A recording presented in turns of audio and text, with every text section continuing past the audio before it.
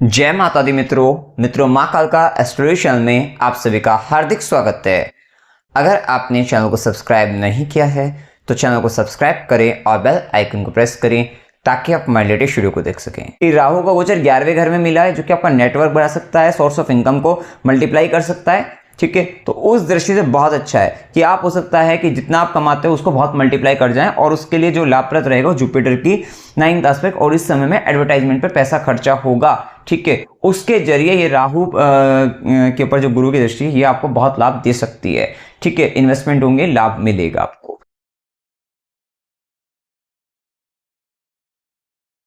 लेकिन foreign gain के लिए, क्योंकि राहु देखो अब लाभ भाव में राहु देगा लाभ और कर्म भाव का स्वामी भी 12वें घर विदेशी घर में चला गया। ये टाइम प्रॉपर ऐसे लोगों से मिलने जुलने का रहेगा जो कहीं ना कहीं डिफरेंट कल्चर, डिफरेंट कास्ट के कह सकते हैं, डिफरेंट तरीके के हैं, तो वो लोगों से संबंध आपको देखने को मिलेगा। और सेम टाइम पे जुपिटर जो कि धर्म कारक है, 9th लॉर्ड आपके चार्ट के बनते हैं, वो अपने मरण कारक स्थिति में है। तो ये मीटिंग वैसे मीटिंग हाउस में, तो ऐसे लोग आपकी लाइफ में आने वाले हैं जो आपसे जस्ट डिफरेंट थे। ठीक है, डिफरेंट हैं, तो उस तरीके के लोगों के साथ आपकी मीटिंग भी रहेगी, बातचीत रहेगी, कम्युनिकेशन होगा। तो ये सब चीजें आपके लाइफ में आपको देखने को मिल सकती है कि भाई राहु आपके 11वें घर में अच्छा रहेगा, जुपिटर से बैलेंस रहेगा तो आपको लाभ देगा, अच्छा खासा लाभ देने वाला रहेगा। वहीं केतु का प्रभाव पंचम भाव में चलेगा। 5th हाउस में केतु ना आपको असंतोष देगा। असंतोष किस चीज को लेगा? ये आपको अपने बच्चों को लेकर थोड़ा असंतोष की स्थिति में दे सकता है। और यहाँ पर जैसा कि हमने कहा कि जो कहीं ना कहीं ग्रेजुएशन में उनको वहाँ पर थोड़ा सा दिक्कतें आ सकती हैं। जो हायर लर्निंग्स की ओर है, मास्टर या पीएचडी वगैरह की स्थिति में, उनके लिए टाइम बहुत अच्छा रहेगा। लेकिन कहीं ना कहीं जो अपने ग्रेजुएशन पीरियड में ये है और उनके लिए थोड़ा सा ध्यान रखने की आवश्यकता रहेगी। बच्चे थोड़ा जिद्दी हो सकते हैं। पेट संबंधित आपको परेशानी, खुद को परेशानी आ सकती है, पेट संबंधित दिक्कतें आपको देखने को मिल सकती हैं। तो ये कहीं ना कहीं जो आपका लव रिलेशनशिप रहेगा उसमें किसी पोजीशन को लेकर या किसी भी तरीके का ईगो इशू के कारण वहां पर डिटैचमेंट, अलगाव होने की स्थिति ये आ सकती है। बच्चों के कारण भी थोड़ा ईगो इशू वहां पर आ सकते हैं, ये प्रभाव थोड़ा देखने को मिलेगा। तो ये सारी स्थिति आपको 2025 के अंतर्गत यहाँ पर देखने को आपको मिल सकती है। क्या उपाय आपको करने चाहिए जिससे आप इस वर्ष को अपने लिए और बेहतर बना सकते हैं? लेकिन वैसे बेहतर स्थिति है, बस यूटिलाइज करना चाहिए। केवल शनि का प्रभाव, एक तो आपको 29 मार्च से 18 मई का टाइम पीरियड वो संभल कर चलना है, और दूसरा स्थिति यहाँ पर शनि जो 12वें घर में गोचर करेंगे उसके लिए केयरफुल रहना है। बस वहां से संबंधित जो चीजें, क्योंकि कहीं ना कहीं अगर आप देना शुरू करते हैं, डोनेशन करना शुरू करते हैं, तो आपको बहुत फायदा रहता है। ठीक है, क्योंकि शरीर में तत्वों की भी कमी कराएगा आपको हो सकता है कैल्शियम की कमी हो जाए, सोडियम की कमी हो जाए, कहीं ना कहीं हीमोग्लोबिन से रिलेटेड कहीं ना कहीं ऐसे इश्यू, बीपी इशू, इस तरीके के इश्यू आपके लाइफ में हो सकते हैं।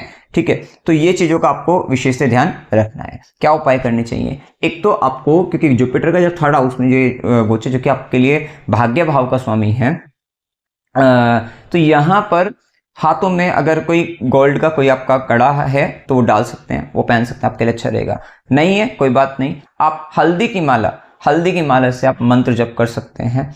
आप इस समय में राइटिंग हाउस के अंतर्गत जुपिटर और जेमिनी साइन में आप नारायण मंत्र का मतलब नाम जप की बता रहा हूं मैं यहाँ पर कि नारायण ये जप कर सकते हो। आप इसको लिख भी सकते हो, तो लिख भी सकते हो, जप भी कर सकते हो। आप हल्दी की माला पे कर सकते हो, हल्दी की माला नहीं तो आप कच्चे सूत की माला होती है, उस पर आप केसर से रंग कर उसको, उस पर भी आप कर सकते हो अगर आप करना चाहें, और उसको कहीं ना कहीं अपने पास रखें। ये करने से आपको लाभ मिलेगा। आप अगर जो कुछ आपको डॉक्यूमेंट्स रिलेटेड कुछ करवाना है, जैसे कि हमने बताया, तो उससे रिलेटेड अगर चीजों में करना चाहते हैं, कनिष्ठा अंगुली में आप सिर्फ गोल्ड का छल्ला पहन लीजिए, उससे भी आपको लाभ मिलेगा।